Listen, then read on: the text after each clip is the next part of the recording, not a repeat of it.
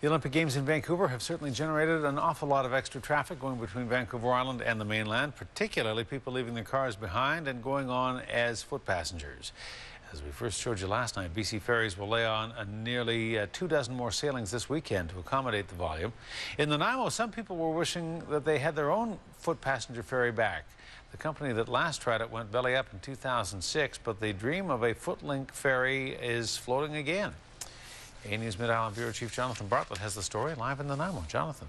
Hudson, it's been tried 3 times, and 3 times it's failed. But a foot ferry between Nanaimo and Vancouver was so convenient, and it would have been even more so with the 2010 Games across the water.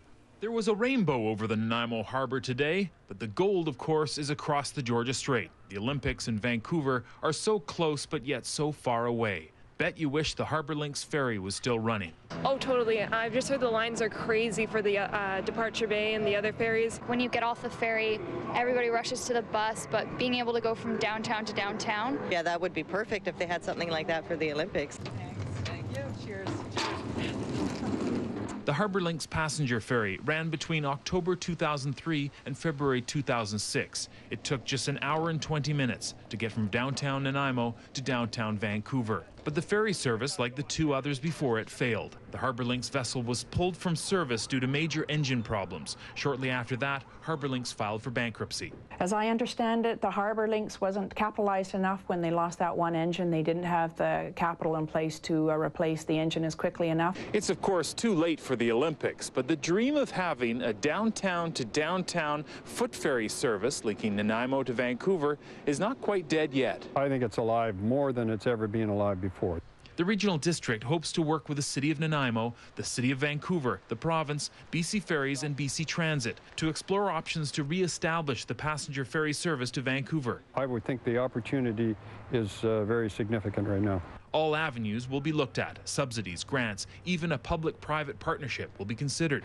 But I think we need to have something to attract tax exemption, tax-free grants, whatever. But time is ripe.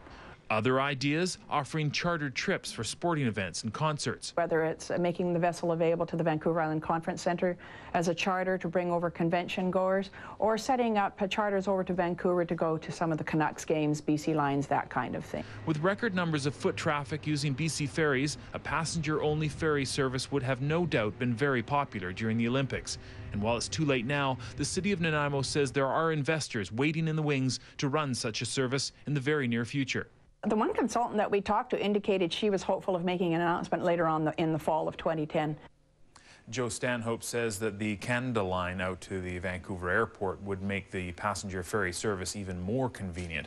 The regional district and the City of Nanaimo says population growth in the area makes the service economically viable as long as there is a comprehensive business plan in place. And I'm actually heading over to Vancouver tomorrow, and like many people here in Nanaimo, would just love to be able to walk from downtown to downtown to get there. Well, there is a demand. Have a good weekend. Enjoy it. Thank you. Thanks, Jonathan.